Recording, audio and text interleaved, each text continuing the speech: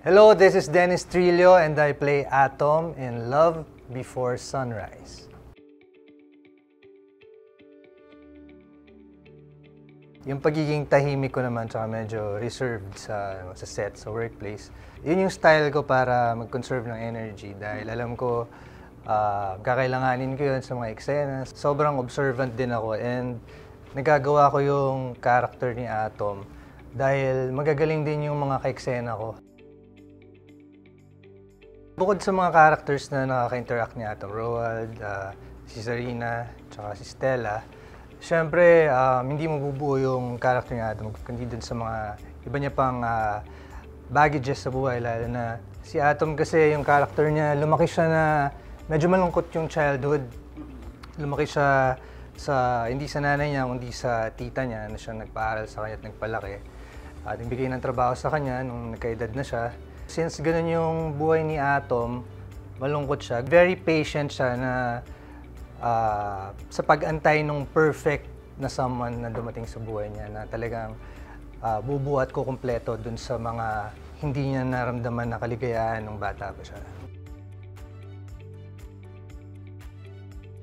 Yung importansya ng respeto sa bawat desisyon ng partner mo o ng karelasyon mo, kailangan papakinggan mo siya kung ano ba yung kailangan niya and respetuhin mo kung ano yung pinagdadaanan niya sa buhay dahil si Atom talagang naramdaman niya na si Stella yung para sa kanya. Kaya lahat ng mga problema ni Stella, lahat ng mga pinagdadaanan niya sa buhay, gusto ni Atom maging part din nun at makatulong siya doon. And feeling ko yun yung isa sa mga pinaka-importante na lesson na respetuhin yung ka-partner, pakinggan at intindihin.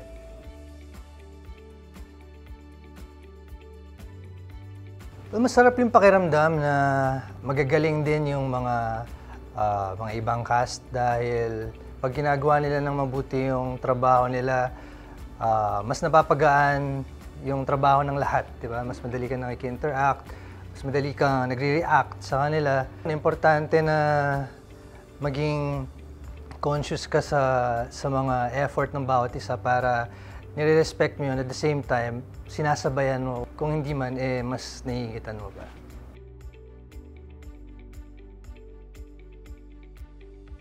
Well, may mga similarities tsaka meron ding mga differences nung totoong Dennis dun sa character ni Atom na pinoportray ko. Kasi si Atom, katulad ng sinabi ko, medyo malungkot yung childhood niya, so may tampo siya sa mga magulang niya. Kabaliktaran ko naman kasi ako, talagang lumaki ako ng okay yung childhood, okay yung parents, magkasama pareho. And sa tingin ko, malaking bagay din yung nahirapan si Atom dun sa childhood niya dahil naka-help yun mag-build ng character niya at kung paano mas maging porsigido na hanapin talaga yung true love niya na ayaw niyang madismaya ulit dahil gusto niya maging masaya na lang siya all throughout. Siyempre, sobrang naging happy, naging proud dahil hindi naman lahat nagiging in partnership with View. Pili lang yung mga programa na nilalagay nila dun sa kanilang playlist ng mga magagandang shows. So, very honored na napili itong programa at maging kapartner ng View. And siyempre, mas masaya yun dahil mas malawak na audience yung ma-reach namin ng buong programa. Siyempre, importante ng pagmamahal sa isang relasyon and yung importansya ng pagiging patient na mag-antay na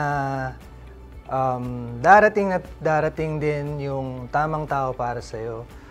Hindi man siguro ngayon, pero darating ang panahon na matatagpuan mo rin siya. So, yun siguro, katulad nga ng isang line na naalala ko doon sa parang monologue ni Atom, sabi niya, in life, there are some things that are worth waiting for.